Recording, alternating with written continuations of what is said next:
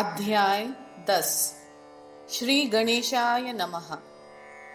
एक बार श्री गजानन अमरावती गए। वहां आत्माराम भीकाजी के घर रुके।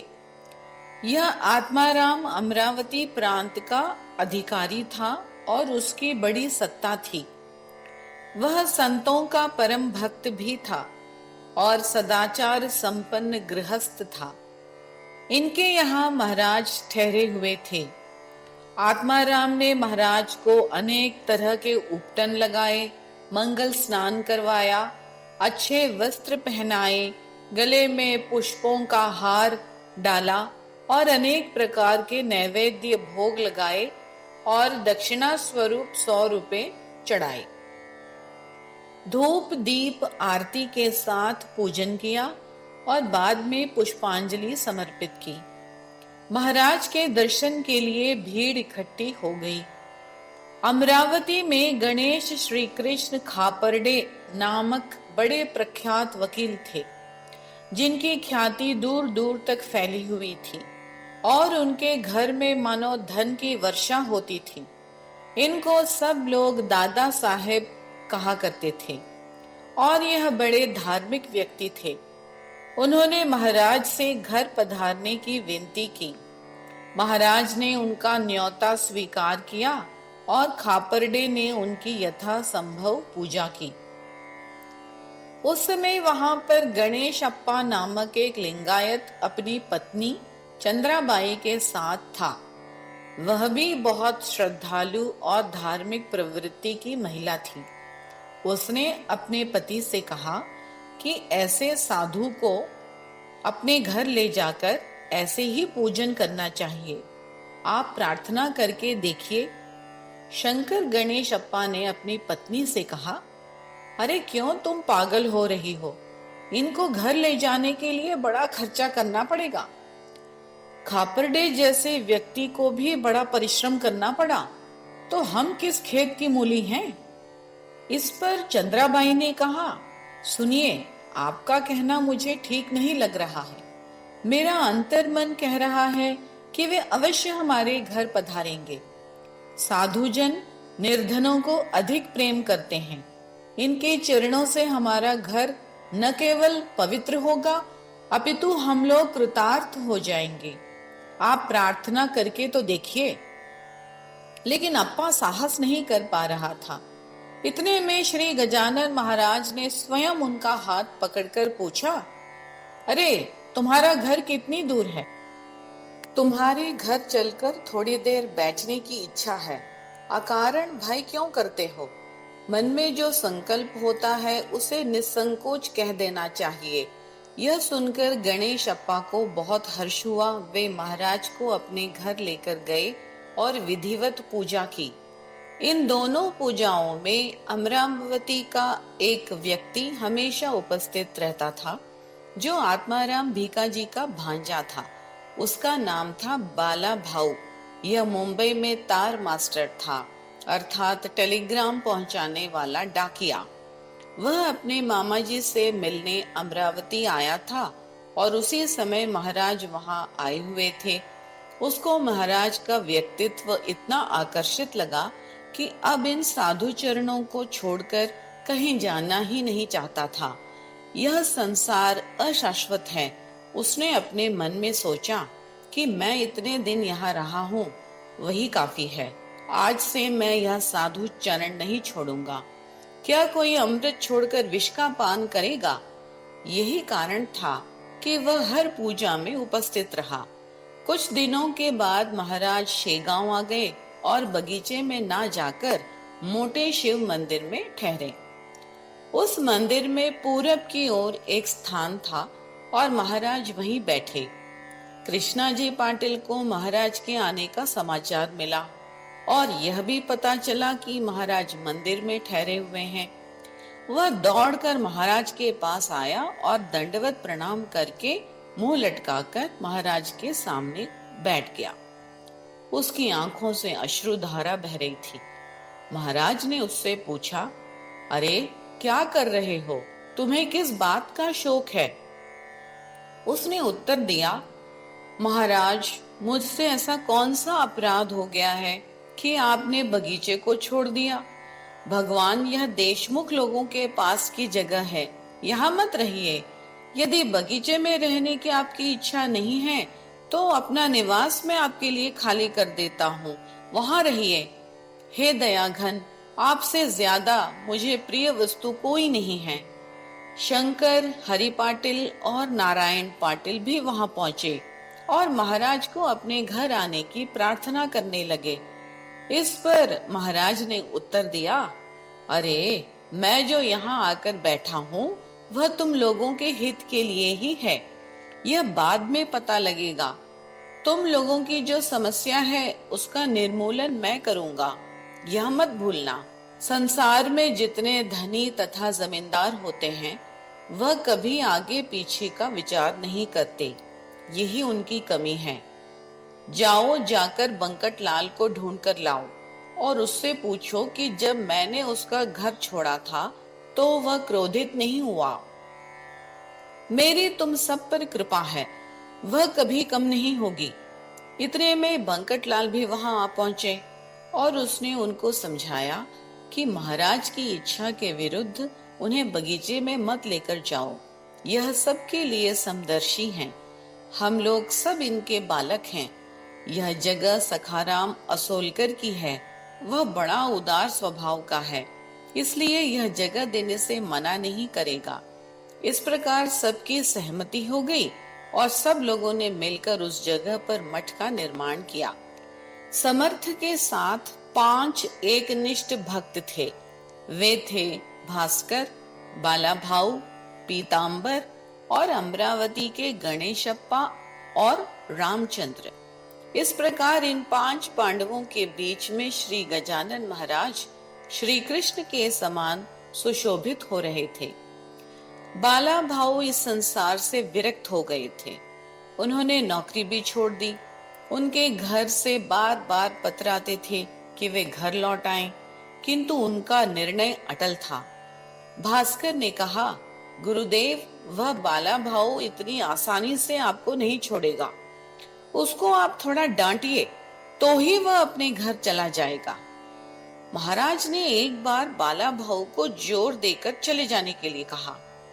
सेवा छोड़ दी, लेकिन कुछ दिनों के बाद फिर से वापस आ गया।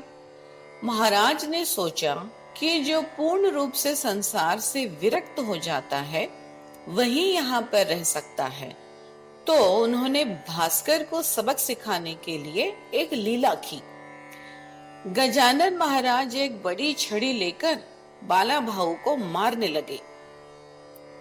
यह देखकर बाकी लोग मठ छोड़कर भाग गए, लेकिन बालाभाऊ महाराज के सामने वहीं पड़ा रहा।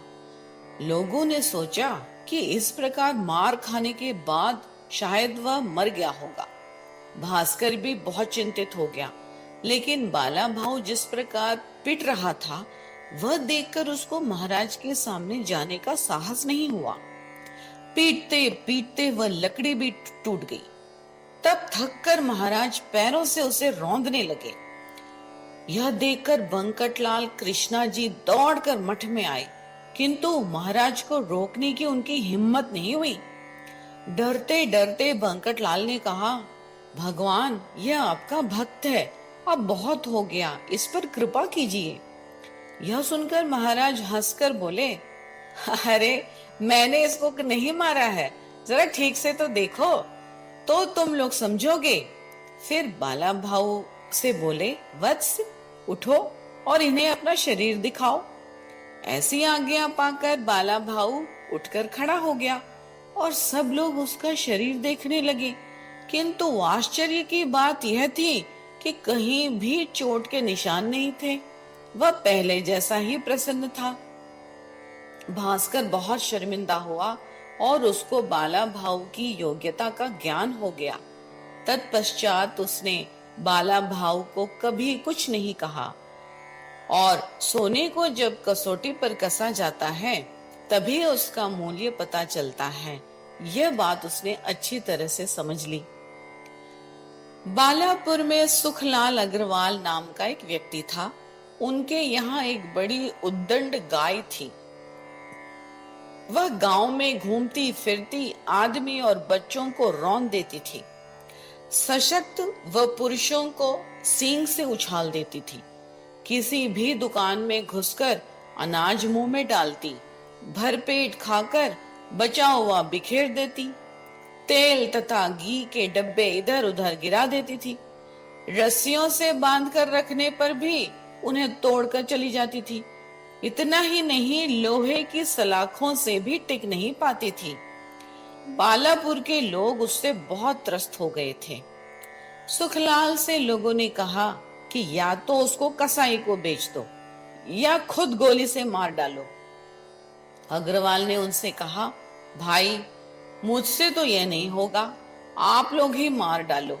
एक पठान उसको मारने के लिए बंदूक लेकर बैठा था, लेकिन उस गाय को कैसे पता लगा पता नहीं, उसने सींग से उछालकर उसको चित्त कर दिया। उसने दूसरे गांव में जाकर भी उसको एक बार छोड़ा था, लेकिन वह फिर वापस चली आई। अग्रवाल ने कहा, अब आप लोग ही बताइए मैं क्या करूं?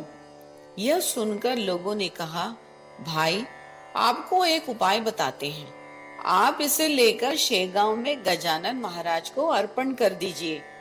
महाराज ने ऐसे ही एक उद्दंड घोड़े को ठीक किया था। इससे दोनों कार्य हो जाएंगे, एक तो साधु को गोदान करके पुण्य मिलेगा और दूसरा हम लोगों को पीड़ा से छुटकारा मिलेगा। यह बात सबको अच्छी लगी और गाय को शेगांव गजानन महाराज के पास ले जाने का निर्णय लिया गया, लेकिन उसको पकड़कर बांधने के सारे प्रयास असफल हो गए। अंत में एक मैदान में घास और चारा रखा गया, तो उसे खाने के लिए वह गाय दौड़ कर गई। गाय के वहां आते ही रस्सी का फांसा डालकर उसे बांध दिया गया। 10 से 20 लोगों ने पकड़कर उसके गले में लोहे की सलाखें बांध दी। फिर एक गाड़ी पर चढ़ाकर उसे गजानन महाराज को देने के लिए शेगांव ले जाया गया। जैसे जैसे शेगांव नजदीक आता गया, वैसे वैसे गाय के स्वभाव में फर्क पड़ता गया। समर्थ के सामने आते ही गाय अपनी उद्दंडता भूल गई और उसकी आंखों से अश्रुधारा बहने लगी। यह देखकर महाराज उन सब से बोले, अरे क्या मूर्खता है, गौमाता को इस तरह पीड़ा देना ठीक नहीं है। इसके चारों पैर बांध दिए हैं, नारियल की रस्सी से सींग बांधे हैं। इस प्रकार की व्यवस्था तो बागिन के लिए भी ठीक नहीं है, फिर यह तो गाय है। अरे मूर्खों, यह गाय तो सब जगत की माता है, उसकी ऐसी दुर्दशा की आप लोगों ने। इसको तुरंत छोड़ कर आओ, यह किसी को नहीं मारेगी। लेकिन किसी की हिम्मत नहीं हो रही थी। जो भी सामने आता वह डरकर पीछे भाग जाता। महाराज ने स्वयं आगे बढ़कर गाय के बंधन तोड़ दिए। बंधन छूटते ही गाय गाड़ी से नीचे उतरी और आगे के दोनों पैर जोड़कर महाराज को वंदन किया। उसने अपनी जीभ से महाराज के चरण कमलों को चाटा और अपना स्नेह प्रकट किया। यह दृश्य देखकर सभी लोग आश्चर्यचकित हो गए। महाराज ने उस गाय से कहा, हे गौ माता, अब किसी को पीड़ा नहीं देना और मठ छोड़कर कहीं मत जाना। यह सब देखकर उपस्थित लोगों ने महाराज की जय जयकार की और बालापुर के लोग लौटकर चले आए। गाय मठ में रहने लगी। उसी दिन से उसने अपनी उद्दंडता छोड़ दी। लक्ष्मण नाम का एक व्यक्ति था जिसके पेट में कोई बीमारी हो गई थी। काफी इलाज करवाने के बाद भी ठीक नहीं हुई। उसने श्री गजानन महाराज की कीर्ति सुन रखी थी। वह जल्दी से शेगांव में महाराज के पास आया। रोग के कारण वह चल नहीं पा रहा था। 2-3 लोगों ने उसे सहारा दिया और मठ में लेकर आए। वह महाराज को नमस्कार भी नहीं कर पा रहा था, तो उसकी पत्नी ने महाराज के सामने आंचल पसार कर प्रार्थना की, हे दयाघन, मैं आपकी धर्म कन्या हूँ, मेरे पति की पीड़ा को हर लीजिए और मेरे सौभाग्य को बचाइए। उस समय महाराज आम खा रहे थे। उसमें से एक फांक महाराज ने लक्ष्मण की पत्नी को दिया और कहा, जाओ यह तुम्हारे पति को खिलाओ, उसकी बीमारी दूर हो जाएगी। वह वहां से उठकर चले गए और चिलम पीने लगे। महाराज के कथन अनुसार वह अपने पति को घर ले गई और प्रसाद में जो आम मिला था वह पति को खिलाया। उनको घर में आया देखकर सब लोग पूछने लगे, अरे शेगांव में क्या हुआ? तब लक्ष्मण की पत्नी ने विस्तार पूर्वक सारी घटना लोगों को सुनाई। वहां के वैद्यों ने जब यह बात सुनी तो कहने लगे, अरे बहन जी, यह आपने क्या किया?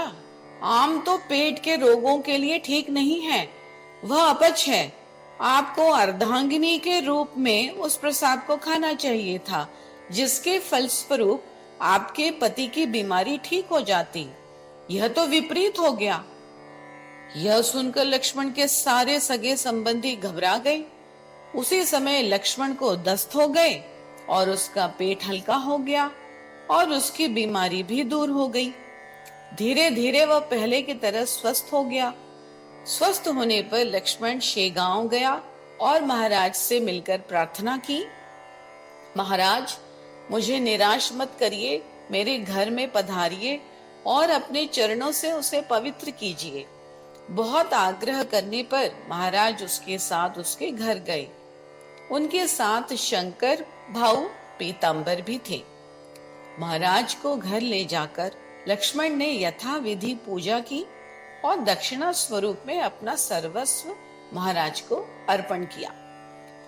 महाराज बोले, तुमने तो सर्वस्व अर्पण करने का संकल्प किया, फिर यह रुपए कहां से लाए? इस प्रकार का आडंबर मत करो। सारे ताले खोलकर सारी संपत्ति मुक्त हाथ से बांट दो। तुम्हारी कथनी और करनी में ऐसा फर्क क्यों? लक्ष्मण मौन होकर बैठ गया, कुछ नहीं बोला। किंतु महाराज ने तिजोरी खोलने का आग्रह किया। आखिरकार डरते डरते लक्ष्मण ने तिजोरी खोल दी। वहीं बैठकर बोला, महाराज, जो भी अच्छा लगता है वह ले लीजिए।